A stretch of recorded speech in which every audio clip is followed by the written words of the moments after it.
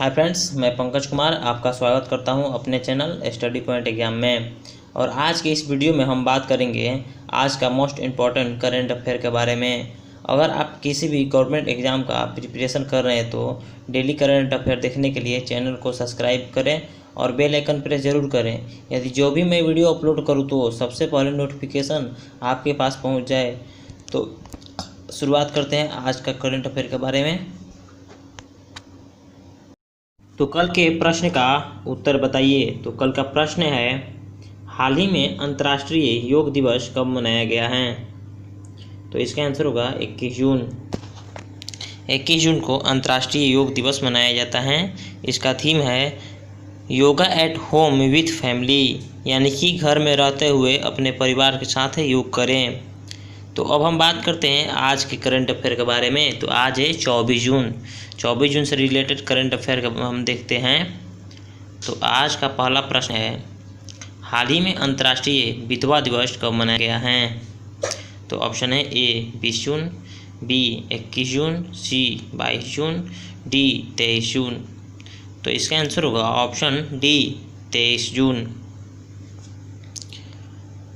हर साल 23 जून को विश्व स्तर पर यानी इंटरनेशनल विडोज डे यानी अंतर्राष्ट्रीय विधवा दिवस मनाया गया जाता है। यह दिवस संयुक्त राष्ट्र द्वारा कई देशों में लाखों विधवाओं और उनके आश्रितों द्वारा सामना की जाने वाली गरीबी और अन्याय को दूर करने के लिए मनाई जाती हैं। तो अब हम जान लेते हैं संयुक्त राष्ट्र यूनाइटेड नेशन के बारे में। तो इसका मुख्यालय है न्यूयॉर्क, संयुक्त राज्य अमेरिका में स्थित है। स्थापना हुई थी 24 अक्टूबर 1945 को और अध्यक्ष हैं एंटोनियो गुटेरस। तो अब हम बात करते हैं अगला प्रश्न नंबर 2। प्रश्न 2 है, हाल ही में ओलंपिक दिवस कब मनाया गया है? तो ऑप्शन है ए 23 जून, बी 22 जून, सी 20 जून, डी 18 जून। तो इसका आंसर होगा ऑप्शन ए 23 जून। तो हर साल 23 जून को विश्व स्तर पर ओलंपिक दिवस मनाया जाता है। इस दिवस की शुरुआत 1948 में अंतर्राष्ट्रीय ओलंपिक समिति के द्वारा की गई थी। इसी दिन 1894 में इंटरनेशनल ओलंपिक समिति की स्थापना हुई थी। यह दिन खेल, स्वस्थ और कूद को बेहतर बनाने का दिन है। और आज ही के दिन एक और दिवस मनाया जाता है, 23 जून को संयुक्त राष्ट्र दिवस मनाया जाता है। तो ये याद रखिएगा, ओलंपिक दिवस भी 23 जून को मनाया जाता है और संयुक्त राष्ट्र दिवस भी 23 जून को मनाया जाता है। तो अब अगला प्रश्न है प्रश्न नंबर 3। हाल ही में बाबा रामदेव की कंपनी पतंजलि द्वारा लॉन्च कोविड-19 दवा का क्या नाम है? तो ऑप्शन है ए फेविफ्लू, बी कोरोनिल, सी कोविड, डी इनमें से कोई नहीं। तो इसका आंसर होगा ऑप्शन बी कोरोनिल। बाबा रामदेव की कंपनी पतंजलि आयुर्वेदिक के द्वारा कोविड-19 के लिए कोरोनिल और शौशरी नामक दवा को लॉन्च किया गया है। यह दवा बनाने के लिए शोध Patanjali research industry institute Haridwar and national institute of medical science Jaipur द्वारा संयुक्त रूप से बनाया गया है। इस दवा में अश्वगंधा, गिलेम और तुलसी शौशरी रस अनुतेल हैं। तो अब हम बात करते हैं अगला प्रश्न की, प्रश्न नंबर 4। हाल ही में नेपाल में नागरिकता कानून संशोधन किया। किसी भी देश की बेटी को नेपाल में बहू बनने के बाद भी कितने साल बाद नागरिकता दी जाएगी? तो ऑप्शन है ए 30 वर्ष, बी 5 वर्ष, सी 7 वर्ष, डी 10 वर्ष। तो इसका आंसर होगा ऑप्शन सी 7 वर्ष। नेपाल ने नागरिकता कानून में संशोधन किया है। इस कानून के अनुसार अब भारत या किसी भी और देश की बेटी को नेपाल में बहू बनने के बाद भी 7 साल बाद नागरिकता दी जाएगी। इस कानून को मधेसी समाज के लोगों ने कड़ा विरोध किया है। वो नहीं चाहते हो कि इस कानून को लागू किया जाए। तो अब हम जान लेते हैं नेपाल के बारे में। तो इसका राजधानी है काठमांडू, मुद्रा है नेपाली रुपया और प्रधानमंत्री हैं खड़ग प्रसाद ओली। तो अब हम बात करते हैं अगला प्रश्न, प्रश्न नंबर 5। हाल ही में किसे PRIMA यानी professional risk managers international association के नए मुख्य कार्यकारी अधिकारी नियुक्त किया गया है? तो ऑप्शन ए डॉक्टर निराकार प्रधान, B S Jaishankar, C David Malpass, D Hermon रेडिन। तो इसके ऑप्शन ए डॉक्टर निराकार प्रधान। तो डॉक्टर निराकार प्रधान को PRIMA के नए मुख्य कार्यकारी अधिकारी नियुक्त किया गया है। तो PRIMA एक गैर लाभकारी संगठन है जो व्यावसायिक जोखिम प्रबंधकों का अंतर्राष्ट्रीय संघ का एक पेशेवर संगठन है। तो हम जान लेते हैं PRIMA के बारे में। तो इसकी मुख्यालय है विलियमिंगटन और संयुक्त राज्य अमेरिका में स्थित है। तो अब हम बात करते हैं अगला प्रश्न, प्रश्न नंबर 6। हाल ही में भारत के सबसे बड़े पहले virtual health care and hygienes expo 2020 का उद्घाटन किसके द्वारा किया गया है? तो ऑप्शन है ए पंकज त्रिपाठी, बी मानसुख मंडाविया, सी विजय खंडूजा, डी आर मस्कुई। तो इसका आंसर होगा ऑप्शन बी मनसुख मंडाविया। जहाज और रसायन और उर्वरक मंत्रालय में राज्य मंत्री मनसुख मंडाविया ने भारत के सबसे बड़े पहले virtual health care and hygiene expo 2020 का शुभारंभ किया है।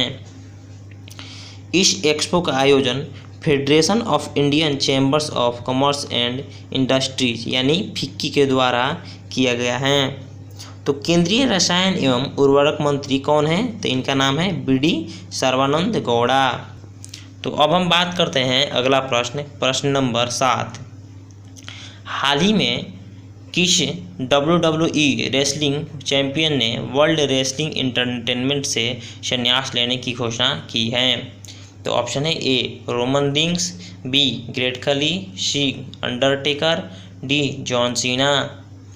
तो इसका आंसर होगा option C Undertaker. Wrestling legend WWE champion Undertaker ने वर्ल्ड रेसलिंग एंटरटेनमेंट से संन्यास लेने की घोषणा की है। WWE में उन्हें द डेड मैन ऑफ के नाम से भी जाना जाता था और उनका मूल नाम मार्क कैलावेथ है। अंडरटेकर का आखिरी मुकाबला रेसलमेनिया में AJ स्टाइल के साथ हुआ था। उन्होंने रेसलमेनिया में लगातार 21 बार जीत हासिल की थी। तो अब हम बात करते हैं अगला प्रश्न, प्रश्न नंबर 8। हाल ही में किसके द्वारा कान फिल्म मार्केट 2020 में वर्चुअल इंडिया पवेलियन का उद्घाटन किया गया है? तो ऑप्शन है ए प्रकाश जावड़ेकर, बी राजनाथ सिंह, सी स्मृति ईरानी, डी रविशंकर प्रसाद। तो इसका आंसर होगा ऑप्शन ए प्रकाश जावड़ेकर। केंद्रीय सूचना और प्रसारण मंत्री प्रकाश जावड़ेकर के द्वारा कान फिल्म मार्केट 2020 में वर्चुअल इंडिया पवेलियन का उद्घाटन किया गया है और पहली बार भारतीय पवेलियन में 2 फिल्मों को स्क्रीनिंग का आयोजन किया जाएगा। और ये फिल्म है माइक हार्ट क्राइम नंबर 103/200। ये फिल्म मराठी है और दूसरा है लोरो, ये गुजराती फिल्म है। ये दोनों फिल्म को राष्ट्रीय पुरस्कार विजेता भी मिल गया है। तो अब हम बात करते हैं अगला प्रश्न, प्रश्न नंबर 9। हाल ही में रक्षा मंत्री राजनाथ सिंह किस देश की यात्रा पर गए हैं? तो ऑप्शन है ए अमेरिका, बी फ्रांस, सी चीन, डी रूस। तो इसका आंसर होगा ऑप्शन डी रूस। भारत के रक्षा मंत्री राजनाथ सिंह 3 दिन की रूस यात्रा पर मास्को गए हैं। रक्षा मंत्री द्वितीय विश्व युद्ध में रूस और मित्र देशों की विजय प्राप्त करने की 75वीं वर्षगांठ के अवसर पर मास्को में आयोजित होने वाली विजय दिवस के परेड में भाग लेंगे। इस परेड में पहली बार भारत के तीनों सेनाओं ने भी भाग ले रही हैं। तो अब हम जान लेते हैं रूस के बारे में। तो इसकी राजधानी है मास्को और मुद्रा है रूबल और राष्ट्रपति हैं व्लादिमीर पुतिन। तो राजनाथ सिंह ने रूस की यात्रा पर गए हैं। तो अब हम बात करते हैं अगला प्रश्न नंबर 10। हाल ही में कौन सा आयोग अंतर्राष्ट्रीय परिवहन मंच यानी ITF के साथ मिलकर भारत में कार्बन मुक्त परिवहन सेवा परियोजना शुरू करेगा? तो ऑप्शन है ए वित्त आयोग, बी नीति आयोग, सी परिवहन आयोग, डी इनमें से कोई नहीं। तो इसका आंसर होगा ऑप्शन बी नीति आयोग। नीति आयोग 24 जून 2020 को अंतर्राष्ट्रीय परिवहन मंच यानी ITF के साथ मिलकर भारत में कार्बन मुक्त परिवहन सेवा परियोजना शुरू करेगा। इसका उद्देश्य भारत के कम कार्बन उत्सर्जन वाली परिवहन प्रणाली का मार्ग प्रशस्त करना।